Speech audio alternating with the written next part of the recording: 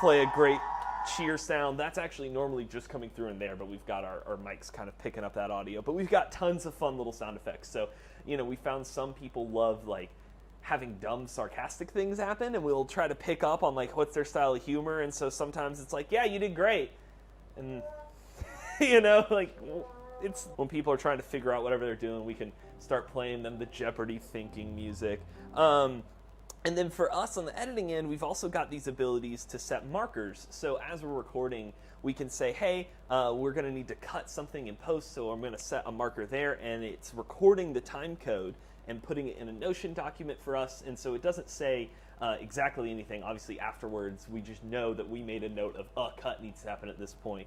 Or a pickup where it's like, hey, later we picked up that same thing, and then, oh, there was a really awkwardly long pause we need to cut. Just tools like that. And then our big red switch covers up the power off all the racks button. So we have kind of our two-factor, like, are you sure? You don't need to click that right now. Yeah, no, now is not the time. But yeah, that's generally kind of what all this does. We have the same sort of talking PL stuff that Morgan was talking about a little earlier, but that's kind of generally what this whole system does. So it's pretty awesome to be able to really communicate, feel like you're there, even though, we're very physically separated. A lot of our clients, this is their first time recording a video. And so a lot of people really are aiming for a specific time or feel like they went really long, feel like they went really short. And we can tell you, oh, it was 16 seconds. Being able to tell them exactly what it was the second they're done recording. 3 minutes, but we have that thing we need to cut out in the middle. So it'll be like 1.5, whatever that is.